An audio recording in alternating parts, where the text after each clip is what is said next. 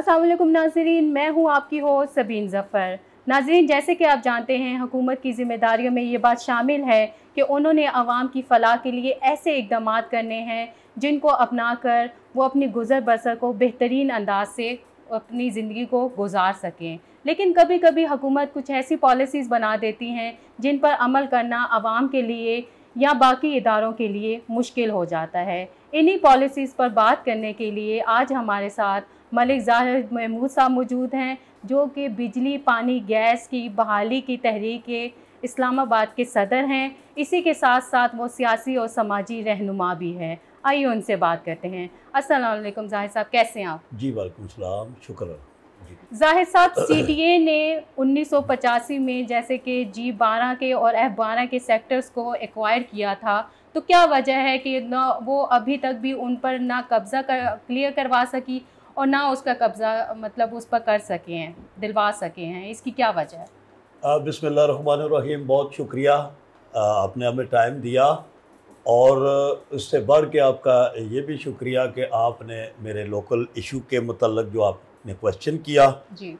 तो बात यह है कि 1985 गालबन 28/4/1985 को CDA ने इन दोनों सेक्टर्स, बल्कि इसके साथ कुछ और सेक्टर भी हैं जिनका एक ही नोटिफिकेशन जारी हुआ था, इन्होंने एक्वायर किया। तो उसमें जब इन्होंने रेट जो हमारे दोनों सेक्टर्स के लगाए, वो यानी आप सुनकर भी हैरान हो जाएंगे। 1985 के अंदर इन्होंने हमारी ज़मीनों का रेट लगाया जी 70 रुपये कनाल और 30 रुपये कनाल, सही ये रेट लगा था। फिर उस पर CDA की डिमांड पर हमारे इलाके की एक 12 रुकनी कमेटी बनाई गई, जो कि CDA की डिमांड पे बनी कि वो कमेटी हमारे साथ मुज़ाकरात करे। ठीक है। तो जब ये रेट लगा तो कमेटी ने इलाके के लोगों से जब मशावरत की तो लोगों ने इस रेट से इनकार कर दिया। इनकार तो ये उनके लिए एक्सेप्टेबल क्यों नहीं था, काबिल कबूल क्यों नहीं थे? देखिए जी, रेट आप देखें, अब 30 रुपये कनाल और 70 रुपये कनाल, कोई रेट तो नहीं, कनाल का रेट जी, तो कितने लोगों ने एक्सेप्ट करना था जी। तो उसके बाद हमारी कमेटी ने CDA के साथ मुज़ाकरात करके एक मीटिंग में उन्होंने 2 टोक इनकार कर दिया कि इस रेट पे हमारे लोग आपको ज़मीन नहीं देंगे। सही। लेकिन चूंकि वो इदारा है, इदारे की और फर्द की पावर में फ़र्क होता है, उसने मतलब अपने इदारे की जो पावर है उसके बलबूते पे वो एक नामुकम्मल और यानी कि आप कह लें गैर कानूनी अवार्ड आज तक हमारे ऊपर मुसल्लत रखी। हालांकि अवार्ड की जो कानूनी जो तरीकाकार है CDA का, वो ये है कि जब आप ज़मीन की अवार्ड सुनाएंगे उसी दिन, ये उनके कानून में है कि उसी दिन आपने BUP बिल्ट अप प्रॉपर्टी यानी मकानों की भी अवार्ड उसी दिन सुनानी है। उसके बाद उसका अगला जो रूल है वो ये है कि उस फौरन ही उसने उस एक्वायर शुदा सेक्टर के जो पुराने मकानात हैं उनकी वो उसने सर्वे करने हैं, उसकी पैमाइशें करनी है और उनको नंबर लगाने हैं।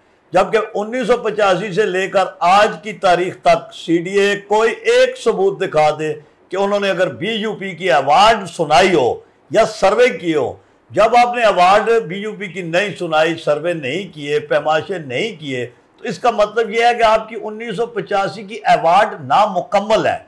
नामुकम्मल अवार्ड को आप कैसे उसको कानूनी या लीगली आप इन लोगों पर मुसल्लत कर सकते हैं? तो ये CDA इस कब्जा करवाने में, छुड़वाने में मतलब क्यों नाकाम रहे हैं? यही वजूहत है। जब उसकी अवार्ड मुकम्मल नहीं हुई, जब उसने रेट सही नहीं लगाया, तो फिर किधर काफ़ी दफ़ा उसने कोशिश, उसकी अवार्ड ही देखें जी, मैंने आपको बता दिया है कि जब उसकी अवार्ड BUP नहीं हुई तो कानून में उसकी कोई हैसियत नहीं है, वो अवार्ड नामुकम्मल है। ठीक है। जब तक वो BUP की, अब उस टाइम BUP की अवार्ड अगर वो सुना देते तो उस टाइम के जो मकानात हैं और आज की जो यहाँ आबादी है, ज़मीन आसमान का फ़र्क है। तो ये सारा आबादी देखिए, लोग मलकियत में बैठे हैं, लोगों ने तो अपने घर बनाने हैं। जब उनकी ज़मीन अपने बाप दादा की मलकियत है तो वो तो नहीं रुकेंगे, आप जो मर्जी भी कर लें। आप कानूनी तरीके से अगर उस टाइम BUP की अवार्ड सुना देते तो शायद ही कोई बंदा कोई उससे बाद कोई मकान बनाता। अब तो खैर CDA फारग ही हो चुका है, अब तो ये उनके बस का नहीं रहा, तो उन्होंने तकरीबन ये दोनों सेक्टर छोड़ ही दिए। ठीक है। अच्छा, ये बताएं मलिक साहब के सीडीए की नाकामी के बाद 2021 में पीटीआई की काबीना, वफाकी काबीना ने ये बिल मंजूर किया कि इन दोनों सेक्टर्स को फेडरल गवर्नमेंट हाउसिंग अथॉरिटी के सपोर्ट कर दिया जाए। तो उस 2 साल का अरसा दिया गया, तो आप क्या समझते हैं कि ये उस पर भी वो हुकूमत अमल दरामद नहीं करवा सकी जो फेडरल गवर्नमेंट हाउसिंग सोसाइटी के, जब इन दोनों सेक्टर को सपोर्ट किए गए तो उनका फिर आगे से क्या अमल था? देखें जी, हुकूमत ने तो अमल दरामद नहीं करवाना। हुकूमत ने तो जब वफाकी काबीना से मंजूरी करके ये 2 सेक्टर ये 22 अप्रैल 2021 को जी ये अवार्ड नहीं कर सकते, क्योंकि अवार्ड का तरीकाकार ये है कि जब कोई भी एरिया, इलाका या खसरा या कोई भी जो यानी आप कह लें कि खेवट या मौजा, जब एक इदारा उसको एक्वायर कर ले तो कोई दूसरा इदारा उस वक्त तक उसको एक्वायर नहीं कर सकता जब तक पहला इदारा उसको डीनोटिफाई नहीं करता, उसको उसकी अवार्ड को खारिज नहीं करता। लेकिन वहाँ की वफाकी काबीना ने तो इसको गवर्नमेंट, फेडरल नहीं, वो अथॉरिटी के हवाले किया। उसमें इन्होंने एक अंदर से एक नया कानून निकाला। ये हाई कोर्ट में हमारा केस था। हाई कोर्ट के ऑर्डर के तहत के रेट रिवाइज, अब सीडीए रेट भी रिवाइज नहीं कर सकता। उसके पास इतनी वो अथॉरिटी उसको नहीं दी गई कि आप एक रेट लगा के उसको फिर दोबारा रिवाइज कर सको।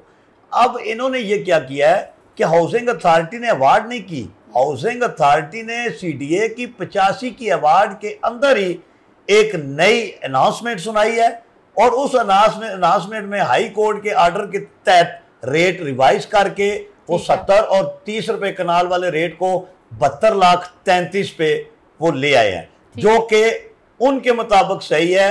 लेकिन मौजूदा जो इस इलाके में जो मौजूदा ज़मीन का रेट है उसके मुताबिक ये 20वां हिस्सा भी नहीं बनता जो 72,33,000 है। तो उसके बाद वफाकी काबीना को ये 2021 के अप्रैल में दिया गया। अब वफाकी काबीना से जो मंजूरी हुई, जो हमें पीटीआई के यहाँ लोकल जो स्टेक होल्डर्स हैं जिन्होंने ये सारा काम करवाया था अपनी हुकूमत के दौरान, उन्होंने यही कहा है कि वफाकी काबीना से फेडरल गवर्नमेंट हाउसिंग अथॉरिटी की 2 साल की मंजूरी हुई है कि अरसा 2 साल के अंदर अंदर अगर आप सेक्टर ले सकें, कब्जा ले सकें, पेमेंट दे सकें तो वेल एंड गुड। अदरवाइज 2 साल के बाद आपकी ये जो एनहांसमेंट है, अवार्ड नहीं है, एनहांसमेंट कैंसिल तस्वर की जाएगी। उसके बाद फिर नई अनाउंसमेंट, नया रेट, नया बीयूपी का रेट लगेगा। क्योंकि 2 साल के अंदर देखें, जब एक बंदे को पेमेंट ही नहीं मिली, एक चीज मेरी है जी, मुझे जब तक वो दूसरे की तब होगी जब उसकी पेमेंट मुझे मिलेगी। जब मुझे पेमेंट नहीं मिली तो इसका मतलब है कि वो मेरी है जी। तो देखें, 2 साल पहले डॉलर का रेट क्या था, 2 साल पहले सीमेंट का रेट क्या था, 2 साल पहले सरिये का रेट क्या था। तो ये अदारे अपनी बदमाशियां बंद करें, खासतौर अदारों के अफसरान जो करप्ट हैं।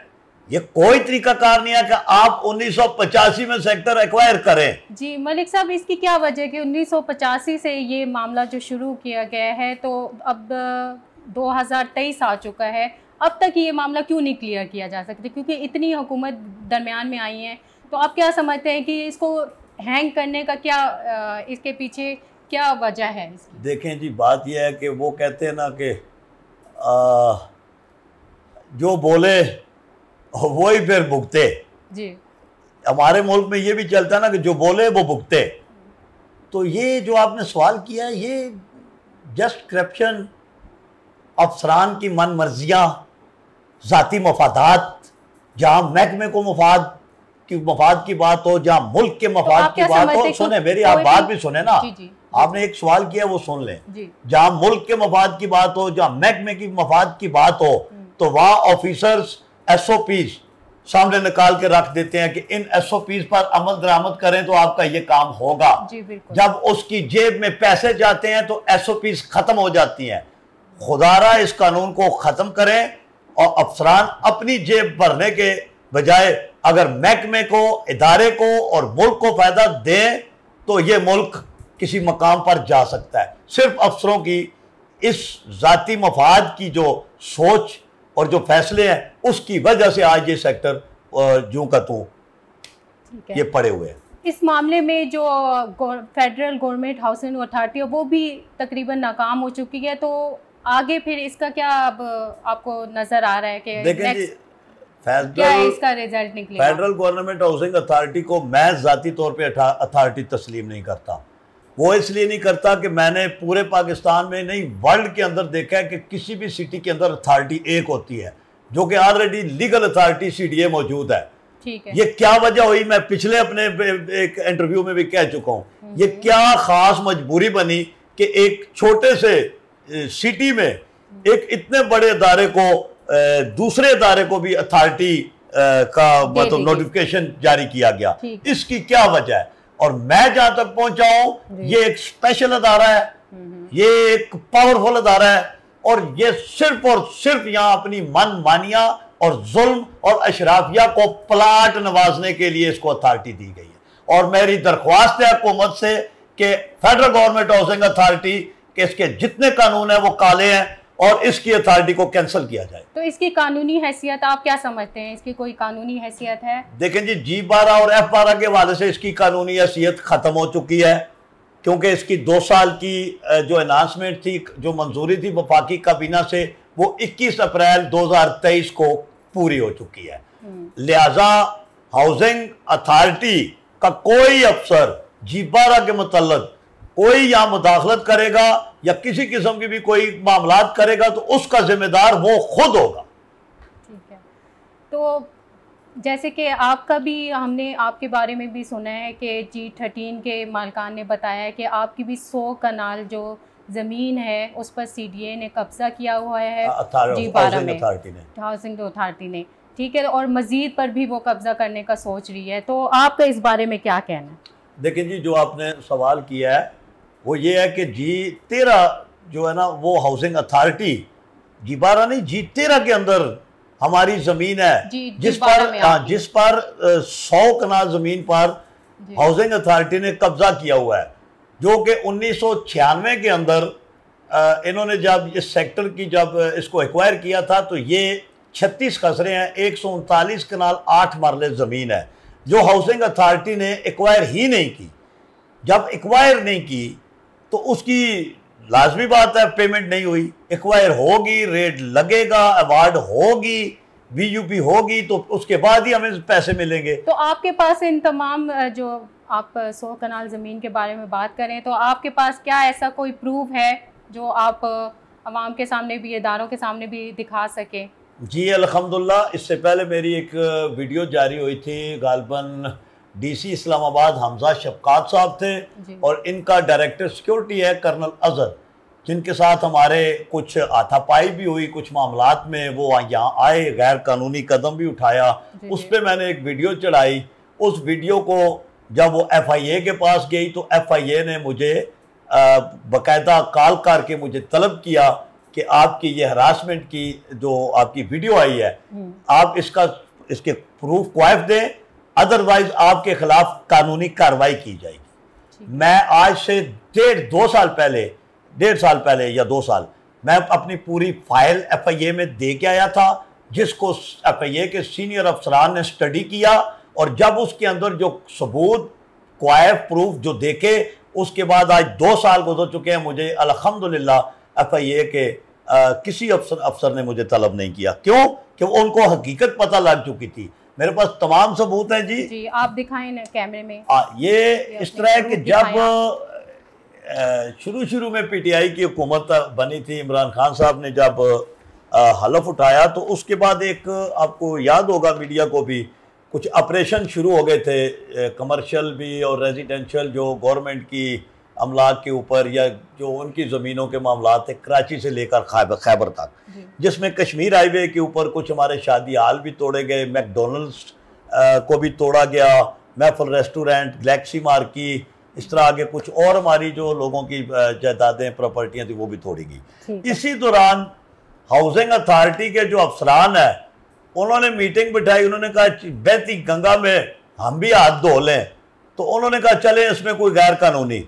उन्होंने उसी दौरान मुझे ये नोटिस है जी, ये जो सेक्टर G13 ईस्ट का जो डबल रोड है G12 की साइड पे, जहाँ हमारे प्लाजे लोगों ने देखा हुआ है, जहाँ हमारे प्लाजे भी बने हुए हैं, ये उस जगह पे हमारे अपनी जाती जमीनों पर अपनी बाप दादा लकड़ दादा से जो मलकीतें हैं पाकिस्तान बनने से पहले की, ये उन पर बनी हुई हैं।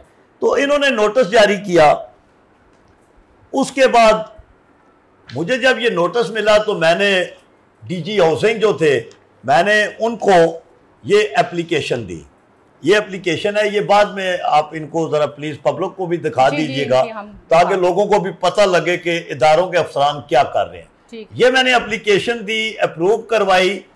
डीजी हाउसिंग उन्होंने फिर मार्क की अपनी एप्लीकेशन डायरेक्टर टेक्निकल और डिप्टी डायरेक्टर टेक्निकल को, और उन्होंने आगे मार्क की फेडरल गवर्नमेंट हाउसिंग अथॉरिटी के पटवारी को, जो उसके बाद तहसीलदार बना जिसका नाम जाकिर हुसैन भट्टी है, जो फिर बाद में G12 के अंदर 15 अरब के गफलों में आज वो नौकरी से हाथ धोकर बैठा हुआ है।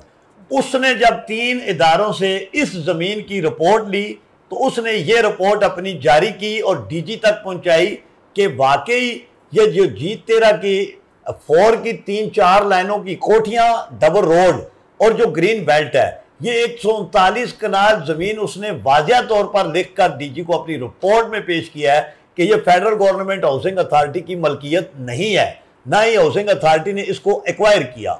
उसके बाद ये वो कमेंट्स हैं, ये इंटरनल रिपोर्टें होती हैं किसी भी इदारे के अफसरान की। इसमें गालबन इनके जो डीसी रहे हैं, जो इससे पहले F8 ICT के यानी रहे हैं कलेक्टर, बाद में वो डीसी बने हाउसिंग अथॉरिटी, उनके कमेंट्स हैं कि उन्होंने लिखकर अपने डीजी को दे दिया है पटवारी की रिपोर्ट और जो असिस्टेंट डायरेक्टर है उनकी रिपोर्ट पर उसने वाज़ेह अपने कमेंट, डीजी ने जब कमेंट मांगे तो उसने लिख कर दे दिया सईद रमज़ान साहब ने कि these 139 kanal 8 marla are not ownership of housing foundation, कि ये 139 कनाल ज़मीन हाउसिंग फाउंडेशन की मलकियत ना है। तमाम अफसरों ने उस पर अपने कमेंट किए। ये अगले बाकी जितने अफसरान हैं उनके कमेंट्स हैं, ये ऑफिस कापियां हैं, ये जितने जी ये कमेंट्स हैं अफसरान के। फेडरल गवर्नमेंट हाउसिंग अथॉरिटी के डीजी साहब की तरफ से एंड पर ये लेटर जारी हुआ डीजी साहब की तरफ से, जिस पे दस्तखत हैं जी, यानी नाम है जिसमें SPS to DG housing, director security, director state, deputy director technical, deputy director director technical और copy to Malik Zaid son of Malak Bostan. ये जो उन्होंने हमें इंक्रोचमेंट का जो नोटिस जारी किया था, ये उसको उन्होंने इस लेटर के तहत विड्रॉ कर लिया कि हम कानूनी तौर पर हमारी ये ज़मीन नहीं बनती, लिहाजा हम अपना ये जो आपको इंक्रोचमेंट हटाने का लेटर दिया है हम उसको विड्रॉ करते हैं। इस पे उन्होंने विड्रॉ कर दिया।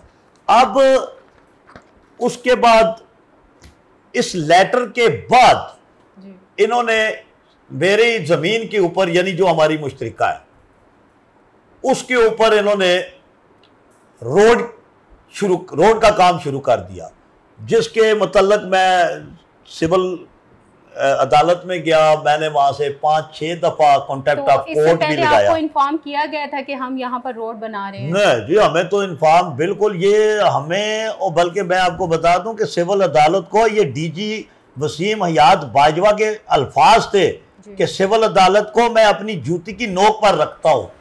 जब मैंने उसके ये कमेंट्स सुने फिजिकली आमने सामने, तो उसके बाद मैं अपना केस लेके हाई कोर्ट, जो चीफ जस्टिस अत्तर मनुल्लाह साहब है, मैं उनके पास चला गया, जिन्होंने मेरी ज़मीन के ऊपर स्टे ऑर्डर जारी कर दिया, हुक्म इम्तनाई।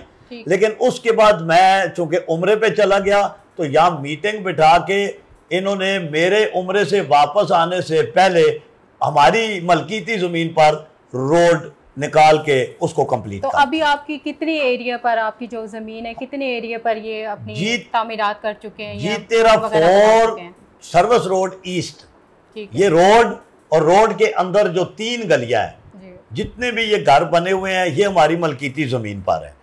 अब रोड भी बना दिया है अब मुझे पता लगा है कल परसों फिर कोई इनका सिक्योरिटी का और इनका मेंटेनेंस का इदारा है, तो ये कह रहे हैं कि आप 15 फुट जमीन हम आपकी उस पर और कब्जा करने लगे। बल्कि उस दिन मेरी इनके कर्नल साहब से मीटिंग हुई जो डायरेक्टर सिक्योरिटी है, फिर डीसी साहब से मीटिंग हुई, तो उन्होंने यही कहा कि मलिक साहब अगर कोई भी बंदा मुदाखलत करेगा तो इदारे के साथ आप टक्कर नहीं ले सकते, चाहे हम गैर कानूनी कब्जा करें। अगर जिसने मुदाखलत की हम पुलिस साथ रखेंगे, डीसी को इन्फॉर्म करके, और जो मुदाखलत करेगा हम उसके खिलाफ FIR दर्ज करेंगे। जबकि इससे पहले भी एक FIR मेरे ऊपर ये दर्ज करवा चुके हैं। ठीक है मलिक साहब, लास्ट में आप क्या पैगाम देना चाहते हैं? आप किस इदारे से किस तरह की रिलीफ चाहते हैं? मतलब आप अगर हुकूमत से या अवाम से इसकी अपील करते हैं तो क्या कहेंगे आप? देखिए जी, मैं सबसे पहले तो हुकूमत से यही अपील करूंगा कि हाउसिंग अथॉरिटी जो है इसकी अथॉरिटी को कैंसिल किया जाए। CDA के अंदर अगर G12 और F12 अगर CDA लेना चाहता है तो उनको मौजूदा रेट के मुताबिक लोगों को पेमेंट करें, और मौजूदा जो पाक PWD का जो रेट है उसके मुताबिक ज़मीन मकानों की पेमेंट करें, और जो मुतासरीन का प्लाटों का कोटा है वो मुकम्मल करें, और जितने भी मकामी मुतासरीन हैं उनको उसी सेक्टर के अंदर प्लाट अलाट किए जाए।